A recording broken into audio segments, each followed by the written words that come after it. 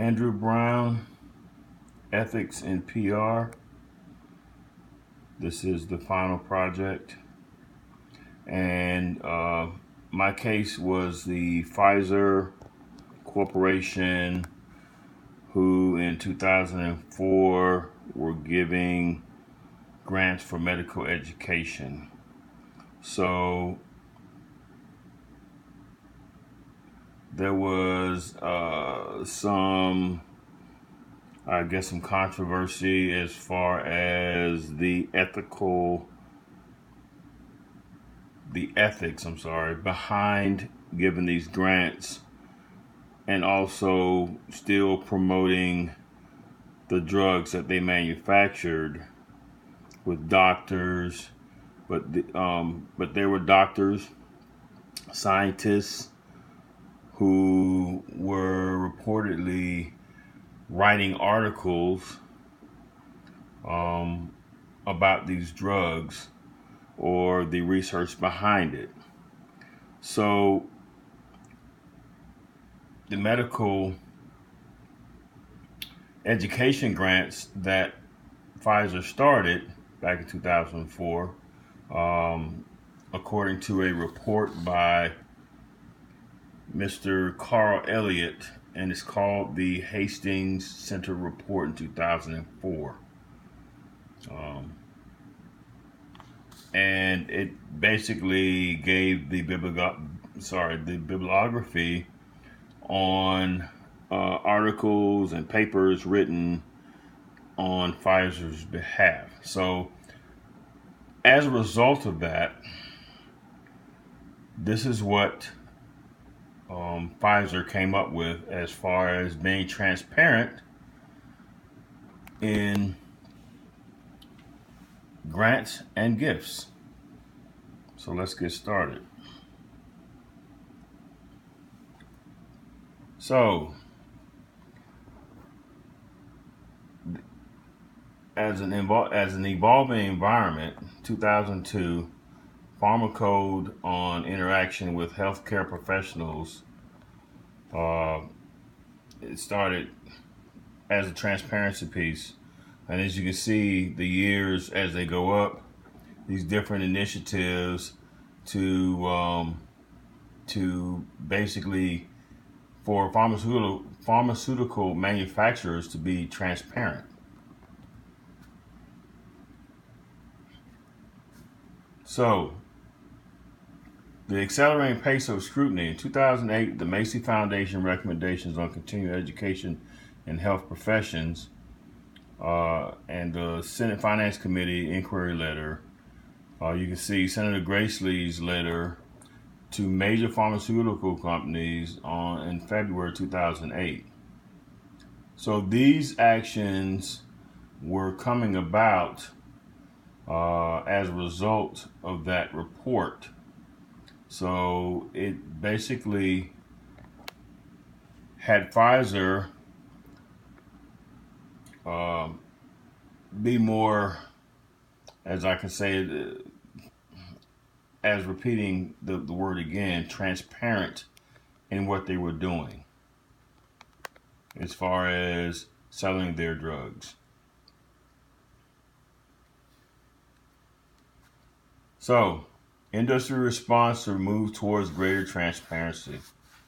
Now, what was established was that the FDA financial disclosure was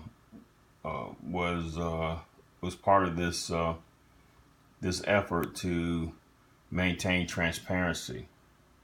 You can see they had as far as the clinical trials registration, and you can see the emerging efforts were post-marketing commitments, greater transparency about safety information, payments for continuing education, and to patient associations and medical groups.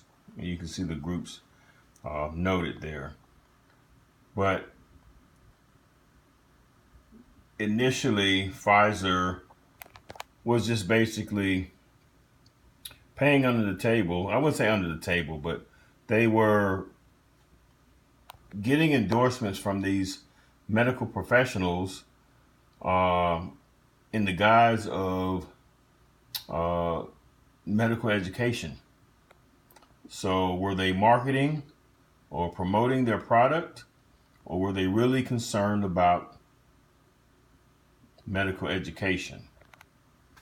I think, uh, I believe they were concerned about, as all pharmaceutical companies are. I believe their ethics remain to what they can sell of their what they manufacture as far as pharmaceuticals.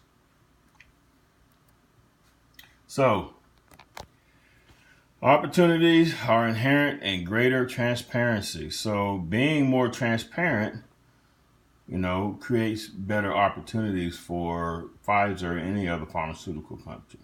So this is what happens. And this is what Pfizer did. This is actually what Pfizer did, so they can be open to to inspection or scrutiny.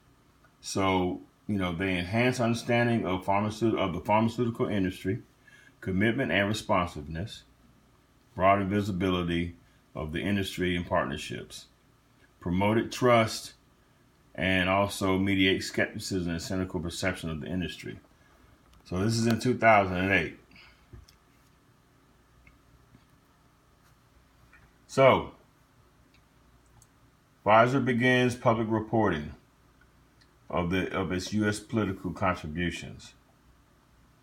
So Pfizer, just like the NRA, that's the best example I could bring up, has a lot of lobbyists, and they also provide a lot of political contributions. And so this is an attempt for Pfizer to publicly state who they give their money to further their cause.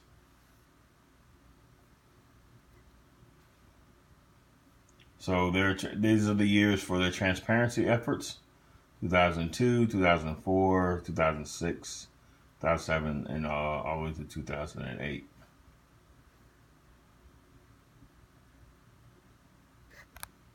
So on their webpage, on the responsibility tab on Pfizer.com, you see the information that they put out there for their describing the money for medical education.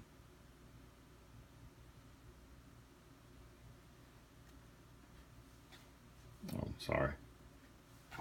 So 2008, the first quarter, you can see 3S2-day medical education, 3-year HCP education initiative to reduce smoking and improve public health. So these are the initiatives that Pfizer and the monetary, I wouldn't say donations, but the monetary value behind what they try to do as far as medical education.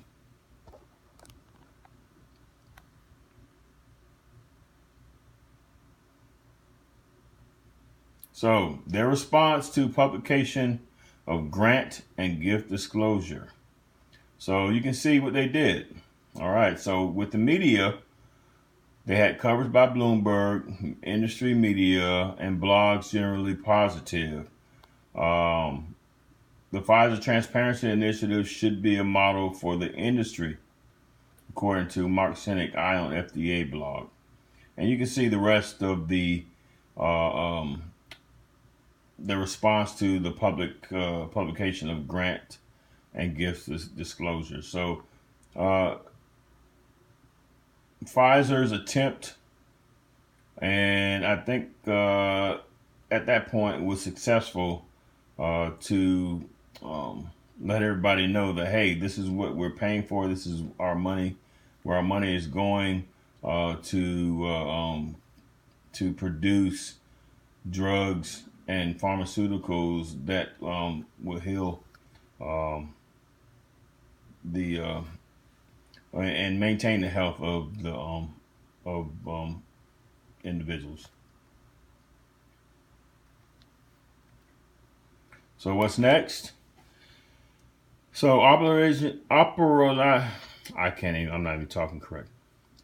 Operationalizing processes and securing resources to sustain the effort. So the effort of staying transparent. Considering standardized custom facing websites to facilitate grant and contribution applications. And also discussing potential expansions in scope of the project. So as far as meeting their ethical obligation, I believe they have done this, and you can see as per the presentation. That completes my presentation. I hope you enjoyed it.